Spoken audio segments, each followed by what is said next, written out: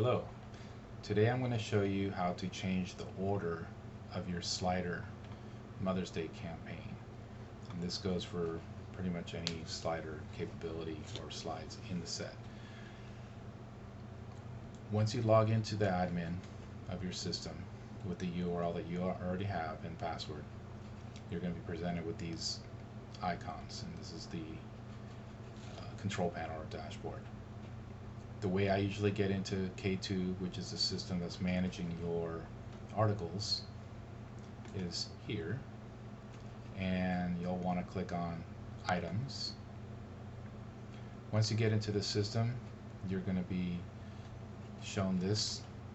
You'll want to go ahead and select the category, and we're going to be managing the slider category. The slider category should have about 23 slides in it. As you'll see right now, it's only showing 20. You'll want to change your display setting to 25, and that should probably show all of them, and yes, it does. Okay, I've already gone ahead and changed the order for you for the overall campaign. Currently it's in this order where Cheryl Burke is first and Karen King all the way down to Jessica Stender. And the way to test that is by clicking this order link.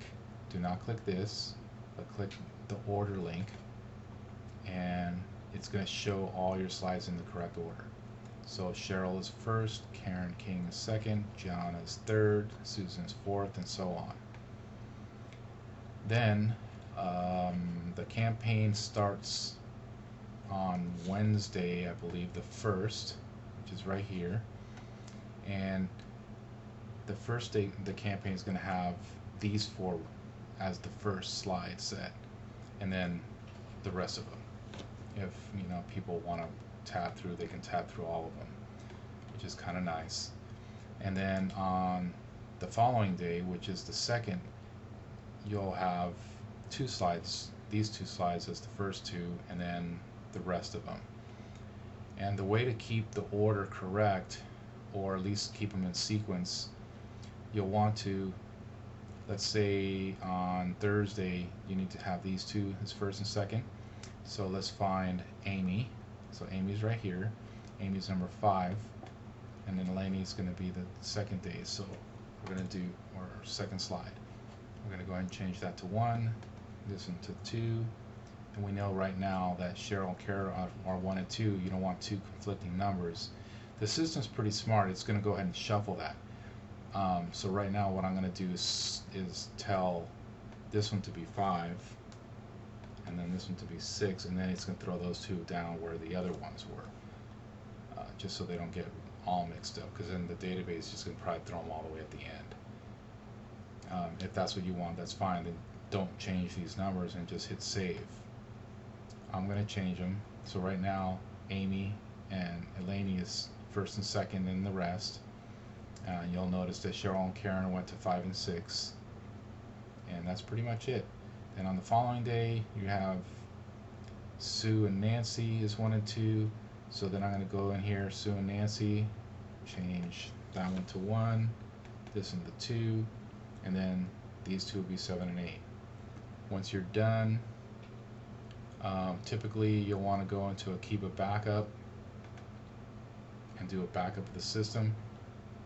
I wouldn't recommend doing the backup when you're doing saving slide orders, because that's not really a major update. Not really a reason to take up space and time to do it.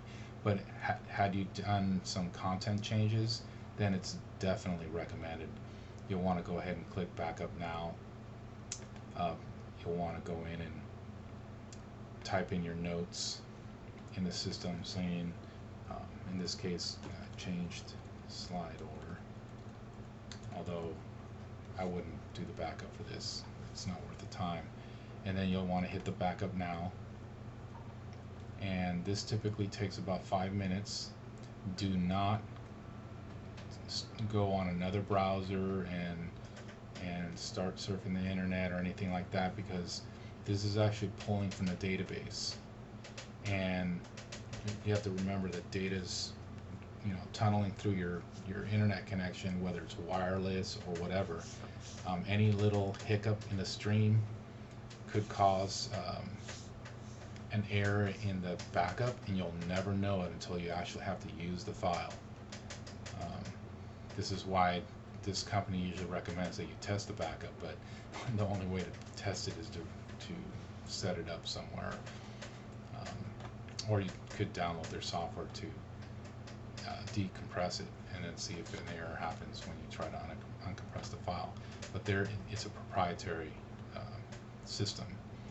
But it's pretty neat because the site goes down. It's just a 15-minute,